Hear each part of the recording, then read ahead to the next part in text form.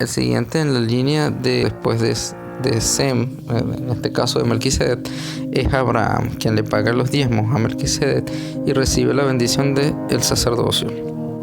Abraham tuvo un hijo fiel y justo de su esposa Sara, que llamaron Isaac, pero después de la muerte de Sara, él también tuvo otros hijos con otra esposa llamada Cetura. La menciono porque más adelante veremos la importancia de esta rama. De la esposa Cetura tiene varios hijos, entre ellos uno llamado Madián, que vamos a ver más adelante por qué es tan importante.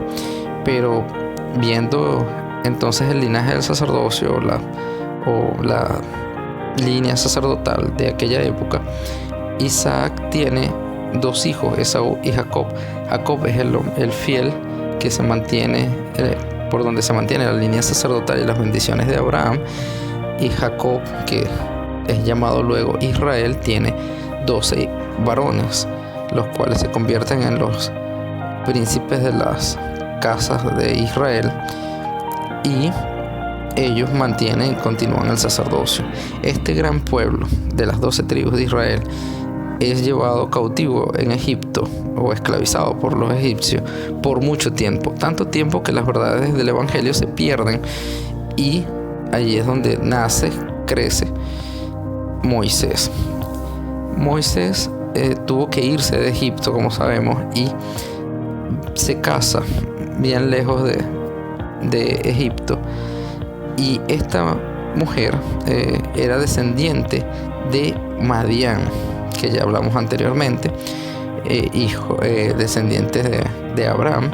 Su papá, el papá de la esposa de Moisés, o sea, el suegro de Moisés, Jetro, era sacerdote de Madián.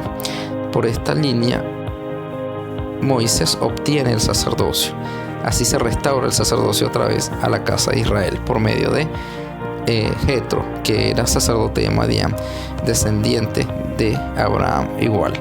Entonces Moisés es llamado por Dios y se establece de nuevo el sacerdocio por medio de esa línea, y así continúa. En esta época, con Moisés, el pueblo de Israel, después de ser liberado por Moisés, en la montaña en la cual el Padre Celestial le iba a dar a Moisés la ley completa del Evangelio, se percata que el pueblo ha caído en transgresión, adorando ídolos, y entonces se decide no darle la ley del Evangelio completa a Moisés, sino darle una ley preparatoria de obediencia y sacrificio. Para poder cumplir esta ley necesitaban hacer ordenanzas exteriores que les recordaran la venida de Jesucristo en el meridiano de los tiempos por medio de los templos. Así que se ordenó sacerdotes nuevamente para que esto ocurriera.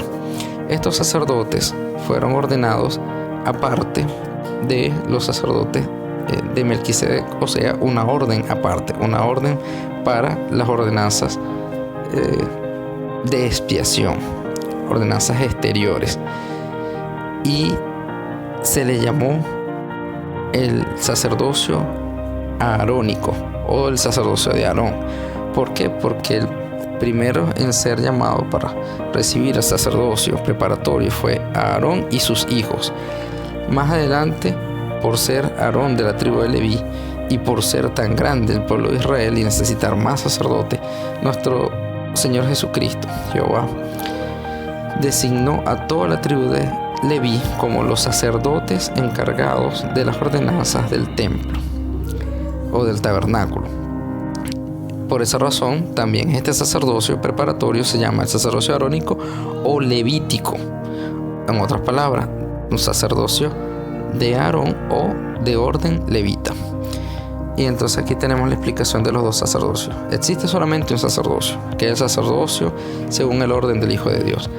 Pero para preparar al hombre para este sacerdocio, nuestro Señor Jesucristo ordenó una clase distinta de sacerdocio, un sacerdocio preparatorio llamado el sacerdocio arónico, un oficio distinto, oficios para hacer o mantener las ordenanzas necesarias para acordarse del Salvador, para prepararse para ordenanzas mayores y prepararse para la exaltación. Entonces, bueno, esta es la explicación.